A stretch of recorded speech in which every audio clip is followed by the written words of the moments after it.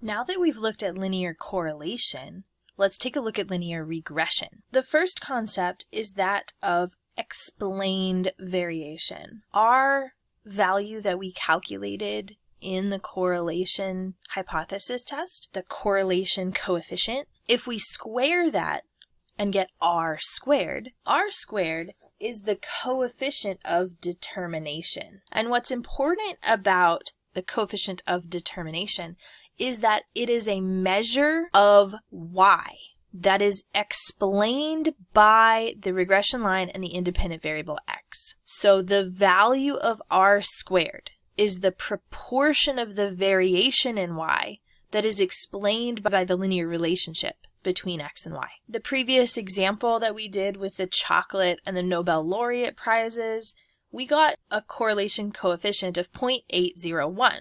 So what proportion of variation in the numbers can be explained by the linear relationship? So since r is 0.801, we would find r squared, calculator, 0.801 squared. We get 0.641, change it to a percentage, and we get 64.1% of the variation in the Nobel laureate numbers that can be explained by the consumption of chocolate. Another way to say this other than explained is that this is the proportion of the variation in the dependent variable that is predictable from the independent variables. Yet another way that we can talk about the coefficient of determination is that 64% of the variability of the dependent variable is accounted for. The remaining 35.9% of the variability is unaccounted for. We get this because the data doesn't perfectly fit a straight line. We've got some variation in it. A quick note, don't confuse r with r squared.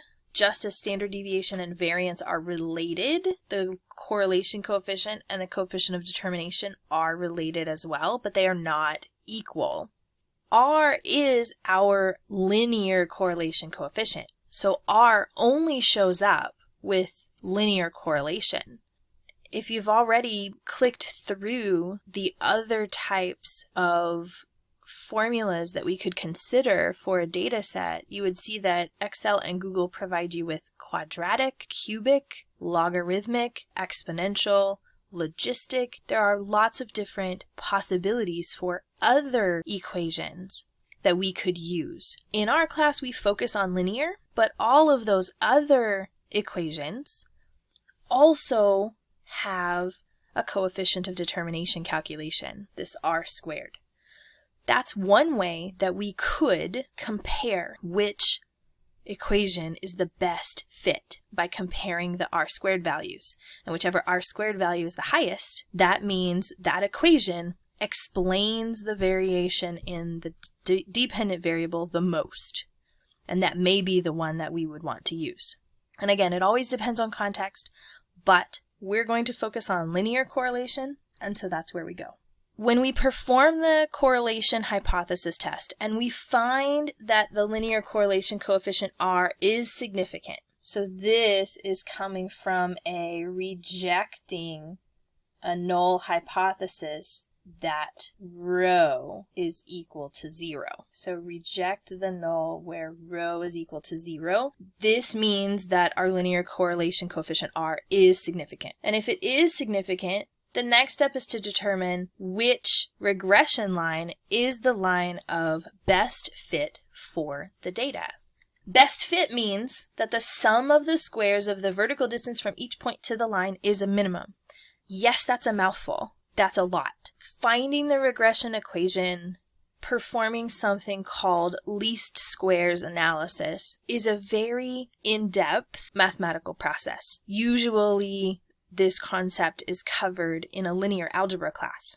So we're not going to look at the nitty-gritty part of this algorithm. We're going to let technology do it for us.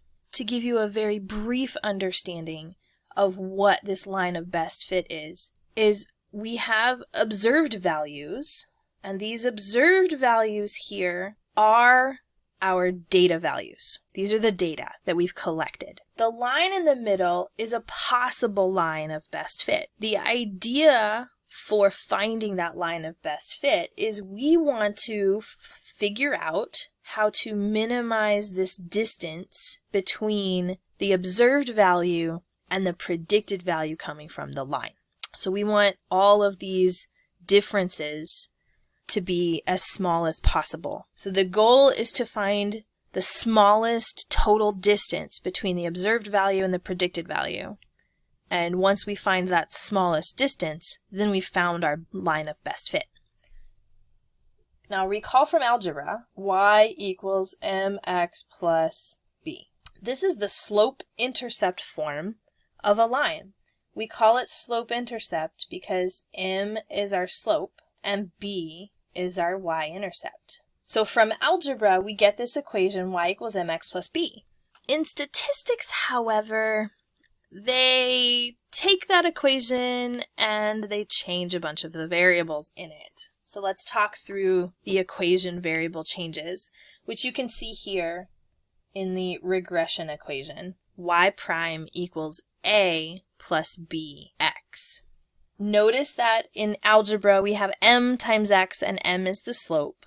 So over here in the regression equation, the number getting multiplied by x is our slope. So b is our slope in statistics. And the number by itself in the algebra equation, b is the y-intercept. In the regression equation, the number by itself, a, is the y-intercept. I have no good explanation why statisticians decided to change everything from algebra. I really don't know. No good explanation. I'm sorry. Also, just as we've seen before in previous lessons in this course, different notations come up. An additional different notation here, you see the y prime part.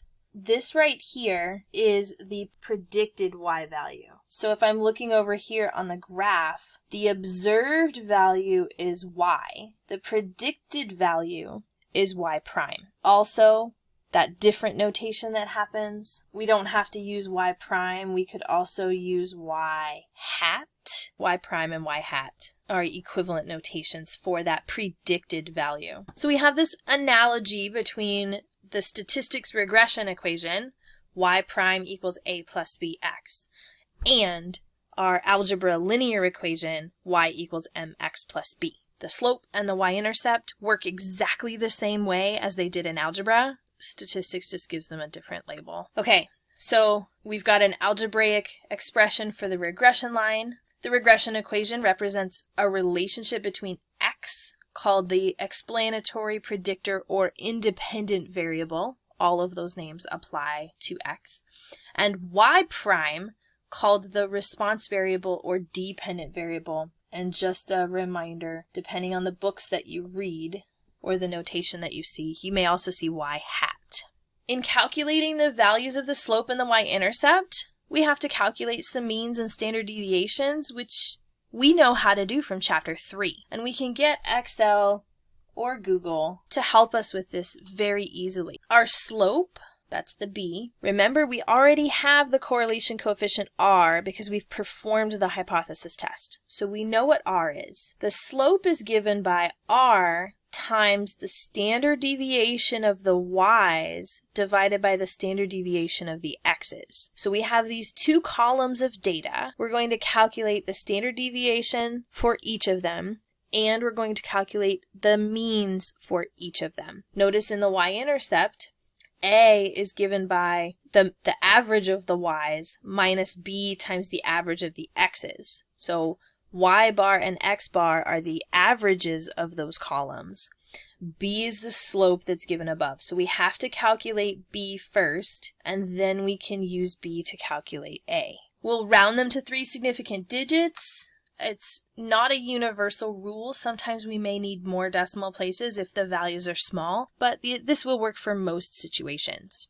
In the next part of this lesson, we'll use Excel to find the regression equation for the chocolate consumption and Nobel laureate data that we've already performed our hypothesis test for the correlation. And we found that it is significant. There is a linear relationship between chocolate and Nobel laureate winners.